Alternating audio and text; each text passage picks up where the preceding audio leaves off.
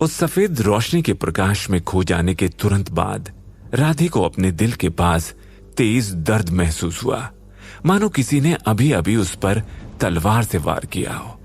उसने अपनी आंखें खोली और देखा कि एक सुंदर नौजवान अपने चेहरे पर एक शातिर मुस्कान के साथ एक बड़े से मंच पर उसके सामने खड़ा था और उसकी मुट्ठी में एक स्टील की तलवार थी। उस सुंदर नौजवान ने राधे की ओर देखते हुए कहा, अरे यार, मेरी तलवार का वार उसके दिल के आर पार होते ही रह गया। राधे ने देखा कि एक तलवार उसके शरीर में घुसी हुई थी, इसलिए वो तुरंत सतर्क हो गया और अचानक एक तेज आवाज के साथ राधे के शरीर से निकली ऊर्जा से वहां विस्फोट हो गया, जिससे राधे पर वार करने वाला वो सुंदर नौजवान और मंच के आसपास खड़े दर्जनों लोग खून की उल्टियां करने लगे।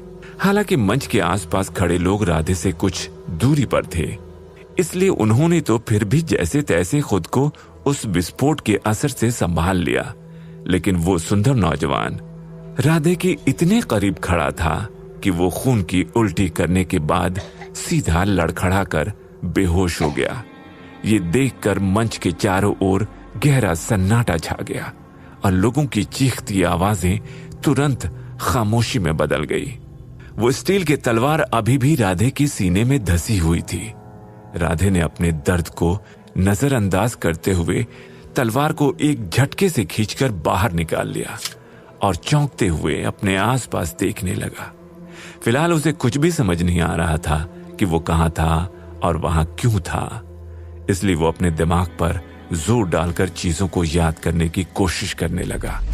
दरअसल राधे स्वर्ग की उन सबसे शक्तिशाली आत्माओं में से एक था जिसके पास सारे देवताओं को परास्त कर देने जैसी दिव्य शक्तियां और ईश्वर की तरह अमरता का वरदान था। उसके पास किसी के भी शरीर के ऊर्जा चक्रों को जगाने और उसकी कुंडलिनी को जागृत करने की शक्ति थी। वो संबंध समाधि की तकनीक का इस्तेमाल करके किसी भी औरत को सर्वशक्तिमान बना सकता था। मतलब ये कि वो किसी भी औरत के साथ संबंध बनाकर उसे समाधि की अवस्था तक ले जा सकता था और उसके कुंडलिनी चक्रों को जागृत करने की शक्ति रखता था।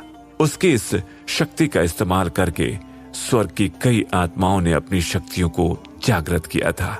लेकिन इस वक्त राधे धरती लोक पर एक नौजवान साधक के शरीर में था जिसका नाम भी राधे ही था।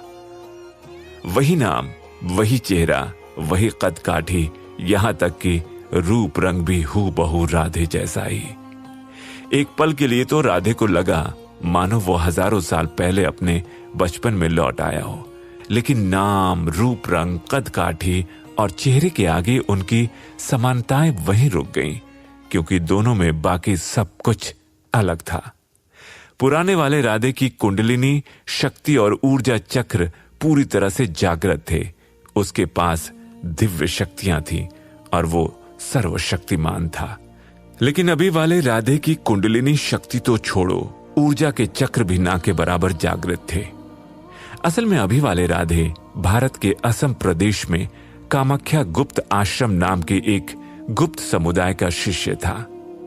ये गुप्त समुदाय दुनिया की रक्षा करने वाले कुछ सर्वशक्तिमान इंसानों का एक गुप्त समूह था जो हजारों सालों से इंसानों के बीच छिपकर रहते हुए मानवता की रक्षा करता आ रहा था।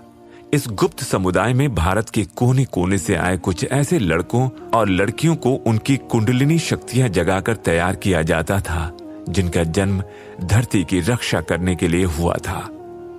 राधे की किस्मत भी अजीब थी।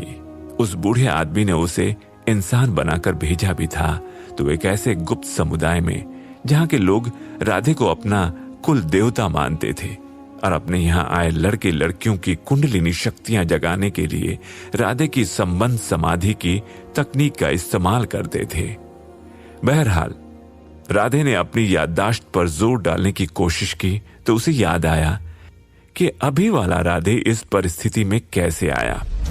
दरअसल आज सुबह ही वो अपने ऊर्जा चक्रों को जागृत करने के लिए इसी आश्रम की माधवी नाम की एक लड़की के पास संबंध बनाने की फरमाइश लेकर गया था। लेकिन जैसे ही उस लड़की के साथी पुनीत को इस बारे में पता चला तो वो राधे के खून का प्यासा हो गया और उसने राधे को डेथ मैच यानी कि मौत के खूनी खेल की चुनौती दे दी थी। ये पुनीत वही खूबसूरत नौजवान लड़का था जो इस वक्त मंच पर राधे के सामने बेहोश पड़ा था। राधे अभी भी अपने ही ख्यालों में डूबा था कि अचानक उसे एक तेज आवाज सुनाई दी। ये क्या हो रहा है यहां? इससे पहले कि राधे कुछ समझ पाता, एक अधेड़ उम्र का आदमी हवा में उड़ता हुआ मंच के ठीक बीचों बीच उसकी आंखों के सामने आकर खड़ा हो गया। उसने तेज आवाज में आगे कहा, तुम दोनों को डेथ मैच करने की परमिशन किसने दी? इससे पहले कि मैं आश्रम की डिसिप्लिन कमेटी को यहां बुलाऊं, सभी लोग चुपचाप अपने अपने कमरे में चले जाओ। उसके इतना कहते ही सभी ने एक स्वर में कहा, जी आचार्य सूरज। और वो सभी राधे और पुनीत को मंच पर छोड़कर वहां से चले गए। उनके जाते ही राधे भी वहां से जाने लगा तो आचार्य सूरज ने उससे पूछा, तुम्हारा नाम क्या है? राधे ने शांत स्वर से जवाब दिया, जी राधे, मेरा नाम राधे है। आचार्य सूरज ने राधे की बात सुनकर कुछ नहीं कहा। उन्होंने बस अपना सिर हिलाया और जमीन पर पड़े पुनीत की तरफ बढ़ गए। उनके सर हिलाते ही राधे भी स्टेज से उतरा और अपने इंसानी शरीर की यादों को टटोलता हुआ अपने कमरे की तरफ चला गया। राधे को फिलहाल कुछ भी समझ नहीं आ रहा था कि आखिर उसके साथ हुआ क्या है। अभी कुछ देर पहले तक तो वो नर्क की सबसे ऊंची चट्टान पर बैठा समय के अंत का इंतजार कर रहा था और अब वो धरती लोक के किसी गुप्त आश्रम में था। अपने कमरे की तरफ बढ़ता हुआ राधे मन ही मन सोच रहा था कि आखिर वो बूढ़ा आदमी कौन था और उसने राधे के साथ क्या किया था। तभी अचानक उसी आश्रम के कुछ दूसरे स्टूडेंट ने राधे को उनकी तरफ बढ़ते हुए देखा तो हैरान रह गए और आपस में बातें करने लगे। उनमें से एक लड़के ने कहा, अरे देखो, ये तो राधे है ना। इस बेवकूफ को पता था कि हमारी सीनियर माधवी संबंध समाधि के लिए पहले ही पुनीत भैया को अपना साथी चुन चुकी हैं, लेकिन फिर भी इसने माधवी से कहा कि वो पुनीत भैया को छोड़कर इसके साथ साधना करे। यह सुनकर दूसरे लड़के ने कहा, अरे हां, सुना तो मैंने भी था, लेकिन इसका तो आज पुनीत भैया के साथ डेथ मैच होने वाला था ना, उसका क्या हुआ? तभी अचानक उसकी नजर राधे के खून भरे कपड़ों पर पड़ी। उन्होंने देखा कि राधे इतना खून बह जाने के बाद भी शांत था और बड़ी सहजता से चलता हुआ आ रहा था, मानो उसे कुछ महसूस ही नहीं हो रहा था। ये देखकर उनमें से तीसरे लड़के ने चौंकते हुए कहा, ओ भाई, उसकी चोगी तो देखो, पूरा खून से लथपथ है। इसका मतलब डेथ मैच तो हो चुका है और ये राधे जीत भी चुका है, यानी पुनीत भैया इस बेवकूफ के हाथों तो मारे गए। इस पर पहले वाले लड़के ने कहा, क्या बकवास कर रहे हो, नामुमकिन है, ये हो ही नहीं सकता। इस राधे के पास तो शक्तियां ही नहीं है। इसकी कुंडलिनी शक्ति तो छोड़ो, इसके तो ऊर्जा चक्र भी जागृत नहीं हुए हैं। ये तो पिछले 1 साल से अपने तीसरे ऊर्जा चक्र को जगाने में उलझा हुआ है, जबकि पुनीत भैया हम सबसे सीनियर हैं। उन्होंने अपने 6 चक्रों को जगा लिया है और 7वां चक्र बस जागने ही वाला है। माधवी के साथ मिलकर वो आजकल उसी की तो साधना करते हैं। एक बार उनका 7वां चक्र जाग गया तो उनकी कुंडलिनी शक्ति जागृत हो जाएगी, फिर तो वो हम सबके गुरु बन जाएंगे। पुनीत भैया का मुकाबला करने के बारे में तो मैं खुद नहीं सोच सकता, ये गधा उनसे क्या लड़ेगा। पहले लड़के की बात सुनकर दूसरे ने कहा, वो सब तो ठीक है, लेकिन अगर ऐसी बात है तो ये अभी तक जिंदा कैसे है? इतना तो मैं भी जानता हूं कि जब 2 लोग डेथ मैच यानी कि मौत के खेल के लिए उस स्टेज पर चढ़ते हैं तो उन्हें तब तक लड़ना पड़ता है जब तक कि दोनों में से कोई एक मर नहीं जाता। आज तक मैंने तो कभी नहीं सुना कि डेथ मैच के बाद दोनों के दोनों जिंदा बचे हों। यह सुनकर तीसरे लड़के ने कहा, यार तुम लोग क्यों आपस में बहस कर रहे हो? चलो ना उसी से पूछते हैं कि हुआ क्या। दरअसल धरती लोक वाला राधे उस गुप्त आश्रम का सबसे कमजोर छात्र था। ये गुप्त आश्रम संबंध समाधि की विद्या के जरिए वहां आए छात्र और छात्राओं की कुंडलिनी शक्तियां जागृत करने में उनकी मदद करता था।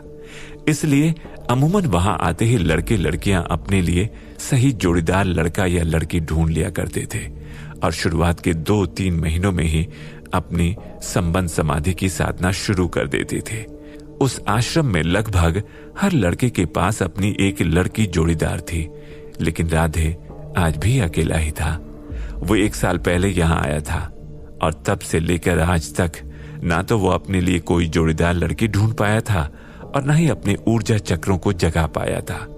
हालांकि देखने में वो काफी खूबसूरत था और उसकी सुंदरता देखकर शुरू में कई लड़कियों ने राधे को अपना जोड़ीदार बनाने में रुचि भी दिखाई थी, लेकिन राधे के पास सिर्फ खूबसूरत चेहरा था, दिमाग नहीं।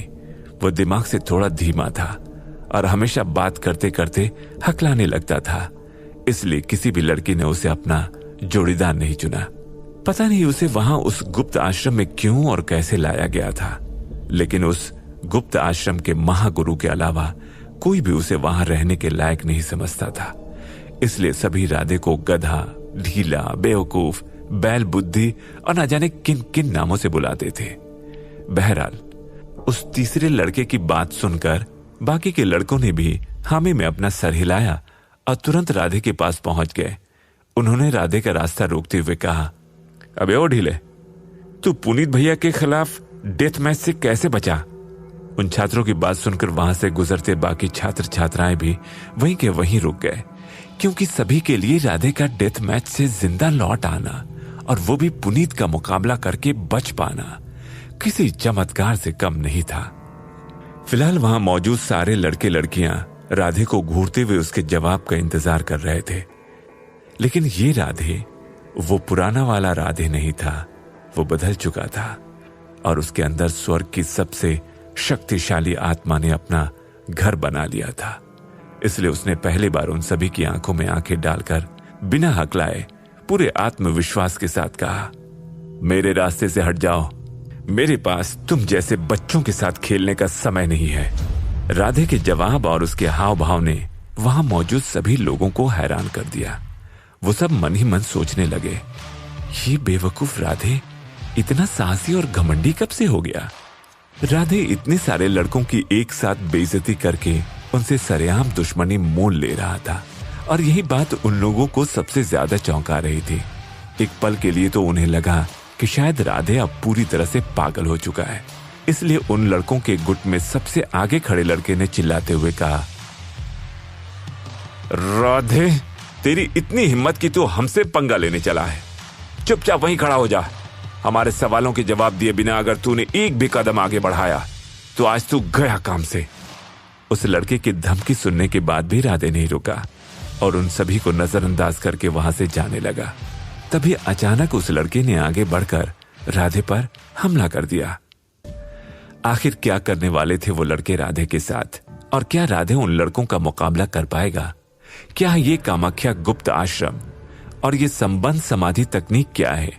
आखिर स्वर्ग वाले राधे का रहस्य क्या है? और वो हजारों सालों से नर्क में क्या कर रहा था? आखिर राधे को नर्क से आजाद करने वाला वो दिव्य बूढ़ा आदमी कौन था? क्या स्वर्ग का राधे और धरती का राधे दो अलग अलग शख्स हैं?